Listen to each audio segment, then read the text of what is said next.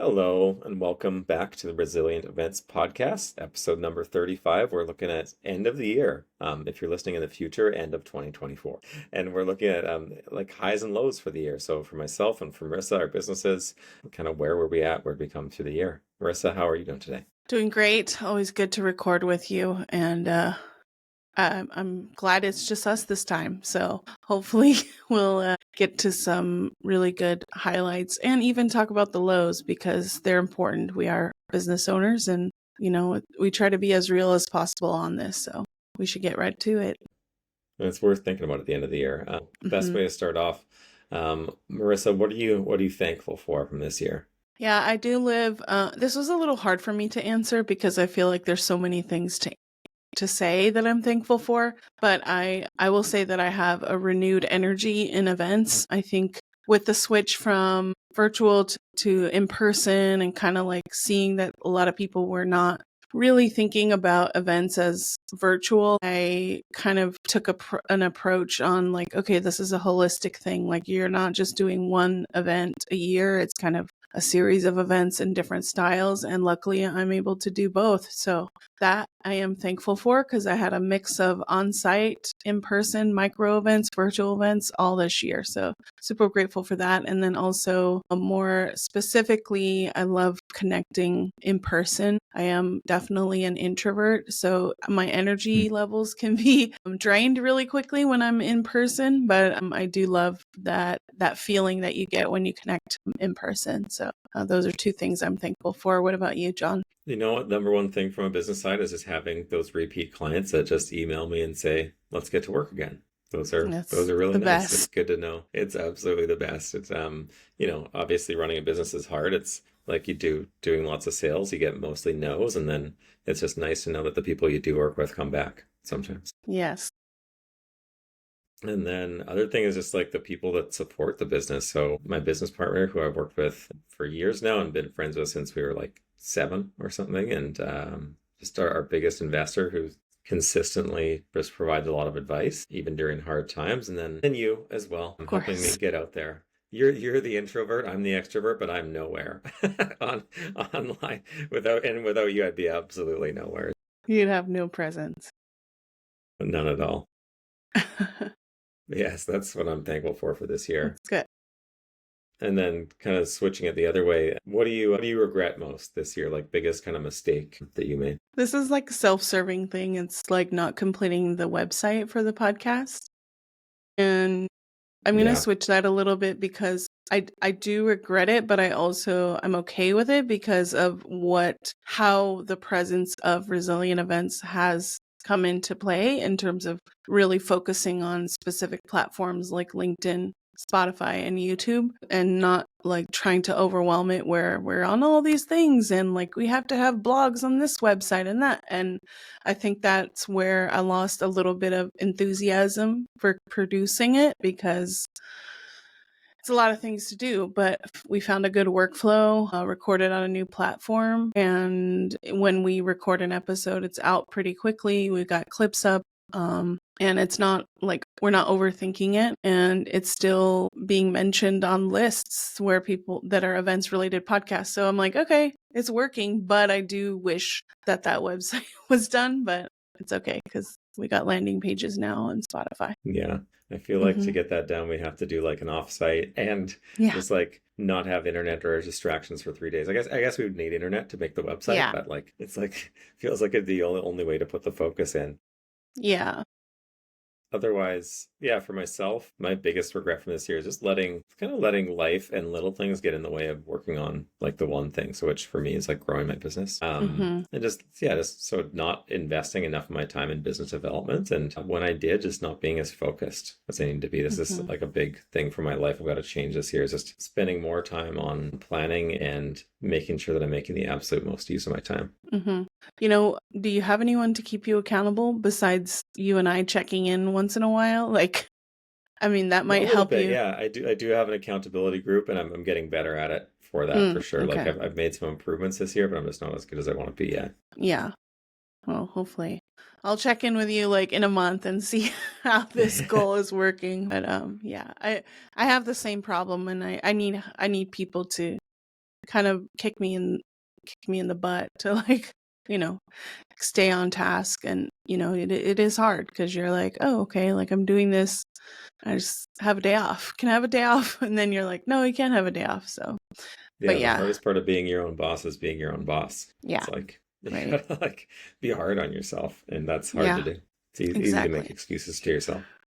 Yeah, but enough of the sad parts. What was the most fun part of your business this year? I think for my business, the most fun part was getting good at getting guests on the show. Yeah. Like it is such a good time. It's like such a good fit. I tell people about it all the time. Like I get to come on and have a conversation with you and then meet somebody else. So it's like ridiculously easy to do that because it's just fun to learn, meet people and learn and ask them questions about what they're experts at. And Hmm. then, the way you've got this set up, it just, I'm learning, networking, and then it magically turns into content, right? It's Yeah. like how much Magic. magic, Boom. Marisa, it just shows up after that.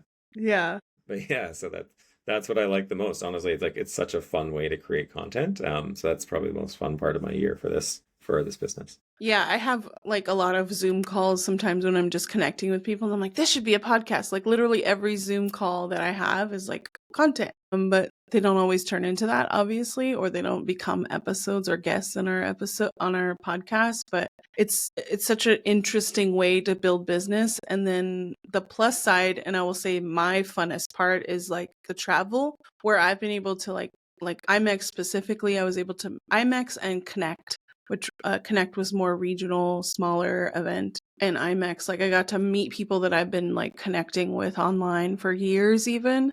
And it was just fascinating because you're like, that person, but you don't know that person. Yeah, it's just an interesting way. And like also from that, like that does generate more business. You're like kind of pitching yourself again in person, like they've seen you online, but they don't really know what you do. So just kind of like practicing that, for potential clients or like people in the industry because everyone specializes in different things. So I say the fun part is the travel, but it is everything also that comes along with the travel. Yeah. Cool. I'm jealous. I live in the woods and I haven't left for a long time. You're going to do it in I 2025, that's for sure. I'll do it. Okay. Now, what was the hardest part of your year? Yeah, I think for me, like one of the hardest parts was like we might potentially lose one of our longest term clients just because Mm, they're kind of changing the way that they're doing their event. Obviously running software, we can't just flip our software upside down and change it completely to suit somebody. So right. it sucks. It was really fun working with them. Did some of like our biggest events, like earliest biggest events with them. They're like game changer for us. And Hmm. then to think that we might not have them anymore, it's kind of sad. Yeah, that does suck. And anything else? Yeah, I had to move, and it just ate up so much of my life Hmm. to move. It's just like we got ourselves, the kids, like the office, and work, and like all this stuff, and it Hmm. was just a lot. Um, and I think we're out of like 95% of our boxes now. So Yay. mostly And moved you have in. a You can see I got the background. guitar on the wall. I have a Yeah. background. So I feel more professional for sure. Yeah, I was just talking about with my husband, like we still have things that we want to put up. We still want to paint things, and we've been in this house. In March, it'll be 2 years. So I'm like, it's Wow. still very like, oh my gosh, I've got lots of stuff to do. The list never ends. But then you have a business to run and other things to do, so you can't always focus on that. My hardest part of my year was staying focused when things were a little slower than normal. I think that's a result of like the economy changing, election season. There's a lot of like different emotions around that when it comes to businesses. There's not a lot of action like in the fall. Like there's people talking, but it was, I think, based on the election. Everyone's anxiety level is very high, and it's hard to stay motivated when like you're not sure how the economy is going to change or like people are really focused on other things. I had a little bit of time where a project was refocused into something else. And so like I had allotted a certain time to work on this project, and then now that opened up, but I didn't have a backup plan. So I think that Yeah. was a lesson for me to like always have a backup plan or always continue to like nurture those things that I always want to do, like email list and like continuing to have clips of the podcast and like constantly working on content so that I'm not just like, if something gets refocused or a client like, like yours, like changes their business completely, that you're not like stuck where, okay, what do I have to do next? So that was probably the hardest part, but I'm actually really excited right now. It's a slow time, but like it's a building phase, like working on stuff for next year and like planning for next year's. It's a renewed energy, like I said before. So I'm not feeling the seasonal depression of the fall and the winter time. Fair. Yeah. So yeah, having backup plans is a good, Mm-hmm. always something good to be having going on. You never know Right. what's gonna actually happen. That's true. So speaking of backup plans, what are you going to do differently next year? For me, the number one thing I'm committing to is planning my weeks a week in advance, adjusting the days the day before, and just like time blocking for my one thing. So Mm-hmm. just like being really deliberate about having plans and Mm-hmm. not like when I have done this in the past, I've never really done it consistently. When I have done it, it is the most relaxing feeling in the world to like wake up, have time to work and know exactly what I'm going to do and not have to be like, just have the morning hit me and be like, try to sort out what I'm going to do and then be anxious about wasting time and just be able to get like right into the workflow. Yeah. It just completely, it's like, just like it changes my life when I do it. Mm-hmm. So I'm excited to just to invest in that and just to make it more consistent. Hey, and people like me will appreciate that because I'll be like, when are we going to record? And you have the date set and we don't have to think about it.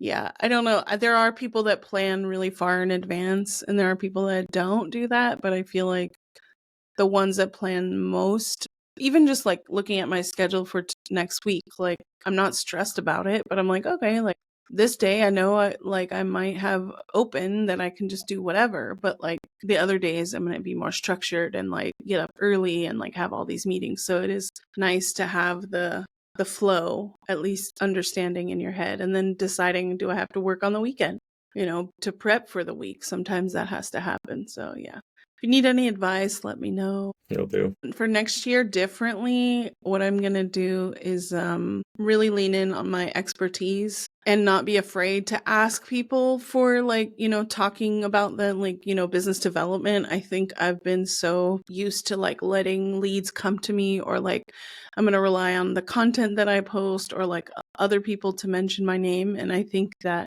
just doesn't work anymore because the market's like saturated or people forget. And I think a lot of people just are too afraid to do it. And now I just have to like get out of that comfort zone. I could probably So learn some things from you. you're going to start doing sales? Yeah. I mean, I do. Wow. I Yeah, feel we like can help each other like out for sure. outbound sales, like there's not a lot of that I feel like I do. I am practicing some of my skills with one of the teams that I work with. And, it's hard because I feel like everything that I send is like cold and I'm like, I don't know them at all, but I think, it's also the timing, like it's Thanksgiving week. So I just don't know. Like I'd be curious to know some tactics from you so we can probably talk about that offline. But also differently next year, I'm going to meet you in person. That's a goal. Somehow, some way, we're going to do that. There you go. So, Well, we'll do a cold calling day when we meet. yeah. Okay. We'll just practice cold calling. Yeah. It's super I'm fun. down. But the rule is this: if people pick up their phone, they're happy to talk to you. Just don't worry about it. Yeah. Otherwise, they just won't pick up. Okay. That's the rule. And that's the rule. And as long as you know you are the expert, you're gonna Yeah. if they work with you, you're gonna help them. Yeah. Why do you gotta feel bad about the interruption? It's not That's true. that's like a gift from heaven when they just like pick up the phone and find the perfect person there. Like, Yeah, it's funny because I worked with a sales consultant and I knew all that. Like, I know all the stuff that he would preach. And it's like, especially that, if they pick up the phone, then they're willing to talk to you. So, and you are helping them. I don't think it's a matter of that. I think it's just finding the right person and being nervous about finding that right person. Like, if the first yeah. call is not that person, then how do you? Because I've gotten cold like sales email or like sales DMs, and like we had a whole episode about that. Yeah. And so I'm Don't trying DM me not your to be pitch. like that person. You know what I mean? Yeah. So yeah. Fair. Well, I'm excited we can work on that sometime. I'm Yeah, excited for that one. for sure. What else? And yeah, he said the other thing you're committing to is meeting me in person. How are Yeah, we going to make that happen? Where's that going to IMAX. be? IMAX. IMAX. Okay. It's Either Vegas. that or like some event in Vancouver. There you go. Awesome. Hmm. That could be fun. Yeah, I think we should do Vegas though. If IMAX, Okay. I need an excuse to go to Vegas. Yeah, right. And the next item here, what are you proud of from this year? Being in rooms I never thought I'd be in, I think there's an assumption in my local community that I'm younger than I am. And so I think that I just like don't push myself into a room that I feel like I belong. So like in the beginning of the year, I was really vocal with the college the College of Business that I wanted to work with. And so I was able to like help them with a project, it was a paid opportunity. So that was cool. And then I got to speak in front of a room of executives that are like in my association that I'm part of. So it was kind of not a, it wasn't an association, just a group, but just like not really expecting that, but then really showing up and being there. And then also hosting a session at IMEX. That was like wow to me because I like never thought that that would happen. Hosted a Instagram learning session, and to me that comes normally. Like it's easy for me to like use Instagram, so it was like fascinating to me that like people would attend a session to learn how to use Instagram. It was just okay. I'm here. Nice. Yeah, Yeah. that's awesome. I'm interested. What's the executives that you presented to as well, It was like or a what did you group of present? people. Pardon? And what did you present there? It was my AI workshop. So it was like 90 minutes long, and we went through different tools, and then we practiced some prompting and stuff like that. So yeah, it was cool, and it was because it was their professional development like program. So it got me more experienced with speaking, and I can like definitely say that I'm a lot more versed in speaking, public speaking, and I did a lot of those things this year, which was like I never even planned on. So yeah, definitely speaker Cool. is added to my little list or resume, whatever you want to say. Awesome. Anything else you're proud of from this year? Yeah, I'm proud of not giving in to peer pressure to do all the things. I think people will, because I'm well versed in like marketing or social media, like people will say, "Oh yeah, you should do it." And then I like set my boundaries of like, "No, I can only do it if like one it's paid or like it's going." Can you hear that? We can hear Better. it. You have dogs or a dog. Yeah, not giving into the peer pressure of like having to do the things just to get more exposure or like, just saying like knowing when to set my boundaries. So, yeah. Fair. Okay. What about you? Yeah, for What are you me, proud? just working on my sales skills. So from books to just practicing with people and just working on constantly developing the process and then starting to help other people with their sales projects too. Which is actually not you yet. We can do it though. But it's fun. It's fun. It's like not having known a ton about sales a few years ago and just learning. It's kind of Hmm. like a technology in itself in a way, just knowing the different human aspects in terms of like how you get people like sales is change, right? How you get people to like accept and make change. And it's cool to like learn a process for selling one product and then look at how another process is or another product is being sold and be like if you just change this process, then you can probably increase your sales here or increase whatever there. So it's Right. pretty fun to just be kind of growing my expertise there. That's cool. I can't wait to hear more about it because I'm definitely learning more and more about it. Okay, so what would you change about what would you change? Hold on one second. Sure. All right. So like if you could change one small thing about this year, what would that be? I'd go to IMAX. Yeah. It's Yeah, what were no, you going to I, say? I think I think honestly, like if getting more like I had started my company when I was going to like at least one event a week, right? Usually smaller local events. Getting back out, going to more events, I think is just going to make me more excited about it and just help in a ton of different ways. Actually, I should at least go to a couple. Yeah, you never know. So if I could change one thing is not spend too much time worrying because it's like worshiping the problem. So I think everything I know and what I've been through is always, everything always works out. And so I think even worrying just a little bit can really derail. It didn't much this year, but like it's definitely something that was towards the end of the year. I was like, okay, like this is not going to be a thing. I will worry less because the more I refine my process and the more I, get into what I'm doing and really network with the people, then it all works out. So yeah, that's definitely something I would change. Fair. Well, I think that's pretty good time for us. Yeah. This is fun to do an annual recap. Never normally think about this stuff until like January 1st, but here we are. It's November 26th, and I've already recapping the year. It's Yeah. good to review and learn what to improve, right?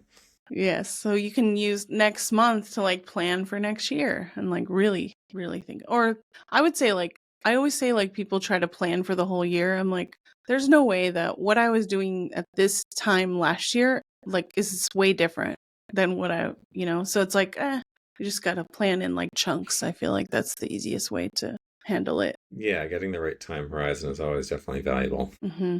Exactly. So, how do we find out about and subscribe, or how do we get more info about this podcast? There you go. You go to rizpod.live, Yes. rizpod.live, and that just takes you to Spotify at the moment, Yeah. where you can subscribe, etc., which is great. One day it'll go to our website. Yeah.